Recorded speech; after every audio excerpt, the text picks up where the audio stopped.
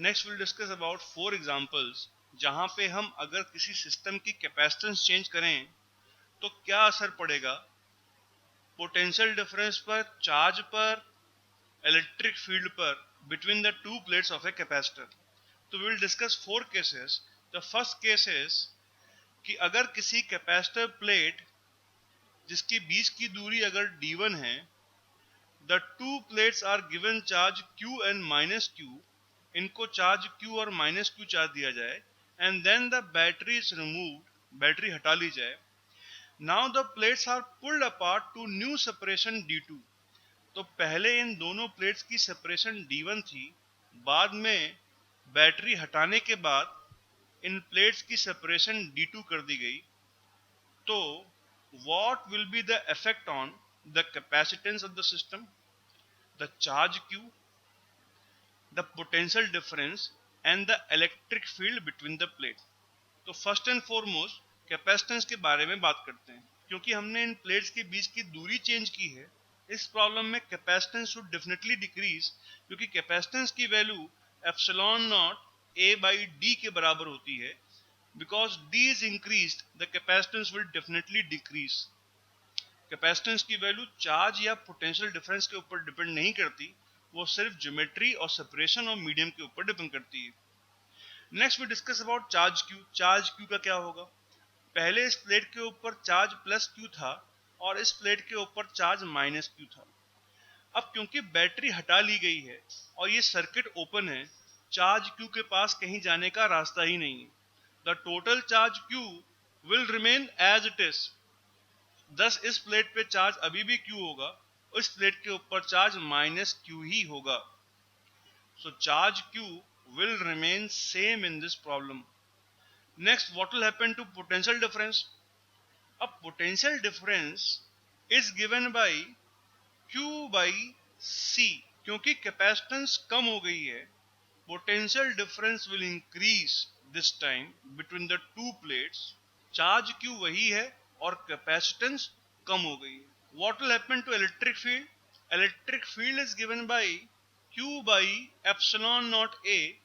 क्योंकि charge Q same है, अभी भी दोनों प्लेट्स में उतनी ही इलेक्ट्रिक फील्ड होगी मैग्नीट्यूड में जितनी पहले थी। Thus electric field will also remain same. Further, we can also conclude what will happen to potential by this formula V is equal to E into D। क्योंकि electric field same है और distance बढ़ गई है, तो potential difference भी increase कर जाएगी, जबकि दोनों प्लेट्स के बीच में बैटरी हटा ली गई थी। Next, if the same experiment is done, two plates are given charge q and minus q through a battery। उस बैटरी का पोटेंशियल डिफरेंस अगर v है, now the plates are pulled apart to new separation d2 with the battery still connected। तो अभी भी battery लगी हुई हो। now बैटरी हटाने से और बैटरी लगे रहने से there will be a difference। So in this problem again we have to discuss what will be the effect of capacitance, the charge q, potential difference and the electric field। पहली बात तो capacitance की, capacitance जैसे पहले कम हुई थी वैसे अभी भी कम होगी, क्योंकि capacitance is given bye epsilon naught a by d, और क्योंकि सेपरेशन इंक्रीज कर गई है, capacitance will decrease. Next we discuss about potential difference. क्योंकि इस बार बैटरी लगी हुई है, the potential difference will remain same, it will not change. अब अगर हम बात करें चार्ज क्यू की, charge Q on the plates of a capacitor is given by C into V। Capacitance कम हो गई है, पोटेंशियल डिफरेंस सेम है, and therefore charge Q on the plates will also decrease. इसका क्या मतलब हुआ? पहले अगर चार्ज इस प्लेट पे Q1 था, इस पे माइनस Q1 है, इनकी सेपरेशन दूर करने पे, क्योंकि सिस्टम की कैपेसिटेंस कम हो गई है, इनके ऊपर आने वाला चार्ज Q2 भी कम हो जाएगा, चार्ज वापस फ्लो हो जाएगा और दोनों प्लेट्स पे चार्ज कम हो जाएगा। अगर हम बात करें इलेक्ट्रिक फील्ड की, electric field was given by Q by epsilon naught A। अब क्योंकि Q की वैल्यू कम हो गई है, and therefore electric field will also decrease in this problem. Further, we can also use the relationship V is equal to E into D. Because V remains same, D increases and therefore electric field must decrease. और अगर electric field decrease होगी तो charge Q भी कम होगा. तो किसी problem में अगर कैपेसिटेंस में कोई चेंज किया गया हो, it does make a difference कि बैटरी लगा के किया गया है या बैटरी हटा के किया गया है. ये चीज किसी भी क्वेश्चन में स्पेसिफिकली मेंशन्ड होगी और हमें उसको देखना पड़ेगा कि whether the change is done with the battery connected or with the battery removed. Next we discuss about कि अगर किसी पैरेलल प्लेट कैपेसिटर में two plates are given charge Q and minus Q, then the battery is removed. Now the plates are heated up such that they expand in area. So this is the third case. इस बार हम capacitance change कर रहे हैं by increasing the area. Same question, what effect will be there on capacitance, charge Q, potential difference and electric field. तो पहली बात capacitance की, क्योंकि एरिया बढ़ा दिया गया हीटिंग की वजह से, कैपेसिटेंस विल आल्सो इंक्रीज. अब बात करते हैं चार्ज क्यू की. पहले चार्ज क्यू था इसके ऊपर, बाद में चार्ज माइनस क्यू है. क्योंकि सर्किट ओपन है, बैटरी नहीं लगी हुई है, चार्ज क्यू के पास जाने का कोई रास्ता ही नहीं है, तो Q must remain same as it was earlier. अब अगर बात करें इलेक्ट्रिक फील्ड की, electric field is given by Q by epsilon naught A. और क्योंकि एरिया इंक्रीज कर गया है, चार्ज Q हालांकि सेम है, this time the electric field is going to decrease. अब अगर बात करें पोटेंशियल डिफरेंस की, potential difference is given by Q divided by C. तो पोटेंशियल डिफरेंस भी कम हो जाएगा क्योंकि कैपेसिटेंस की वैल्यू इंक्रीज कर रही है, हालांकि चार्ज Q इस केस में सेम है. Further, we can also use the relationship V is equal to E into D. Separation D इस बार सेम है जो कि पहले था, और क्योंकि इलेक्ट्रिक फील्ड कम हो गई, पोटेंशियल डिफरेंस भी कम हो जाएगा.